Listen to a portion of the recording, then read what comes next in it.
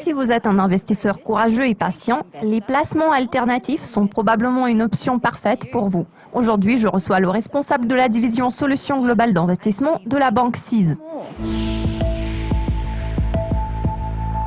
Bonjour Sherban, vous êtes responsable de la branche Solutions Globales d'investissement chez la banque CIS. Tout d'abord, pourriez-vous nous parler d'investissements alternatifs un peu plus en détail ?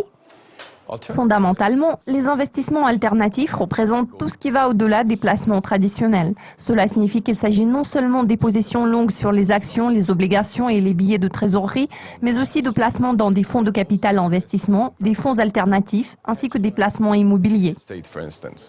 Les fonds alternatifs ont été initialement conçus pour 1% des investisseurs. Aujourd'hui, les fonds alternatifs deviennent de plus en plus populaires. À quoi cela est-il attribuable ? Vous avez raison. Au départ, les fonds alternatifs ne ciblaient que les investisseurs à valeur nette ultra élevée. De nombreuses études ont démontré que le fait d'ajouter des investissements alternatifs dans un portefeuille global offrait un meilleur rendement ajusté en fonction des risques. C'est donc la principale raison qui se cache derrière ce phénomène.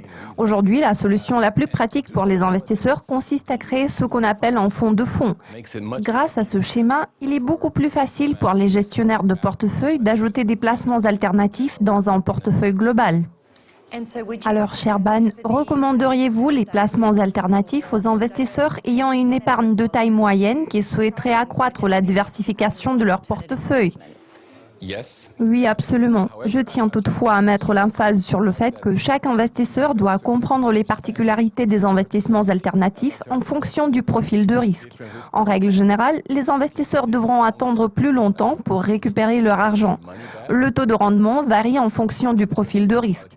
Parfois, vous pourrez réaliser des gains plus importants, tandis qu'à un certain moment, la volatilité sera plus faible.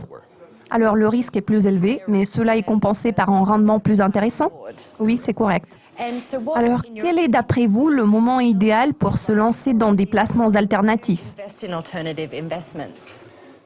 C'est une bonne question. Je pense que ce moment approche. Je tiens à souligner que nous avons besoin d'un environnement caractérisé par moins d'intervention du côté des banques centrales. C'est effectivement ce que nous observons depuis les 8-9 dernières années.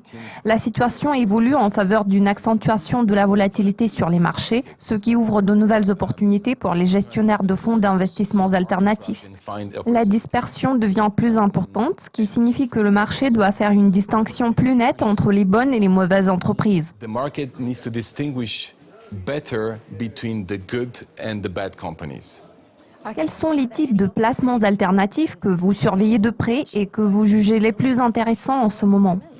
Alors, aujourd'hui, nous sommes en train de renforcer notre offre dans le capital investissement et plus particulièrement en termes de co-investissement dans les fonds de private equity pour répondre à la demande de nos clients. Nous sommes persuadés que ce type d'investissement présente un fort potentiel de rentabilité. Aux yeux de nos clients, le fait d'investir dans une partie d'une entreprise ou une partie d'un bâtiment est un placement solide. To own a part of a business or a part of a building, something more concrete asset.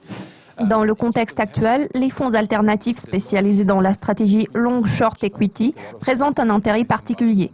Comme j'ai déjà fait noter, la dispersion s'améliore, ce qui offre de nouvelles opportunités, surtout au Japon, en Asie, en Europe et aux États-Unis. In Asia, in Europe and in the US. Alors, pour résumer, les placements alternatifs sont-ils réservés aux investisseurs patients et courageux ? Oui, c'est correct. Sherban, merci beaucoup de votre participation et de vos commentaires concernant les investissements alternatifs. Merci de m'avoir reçu.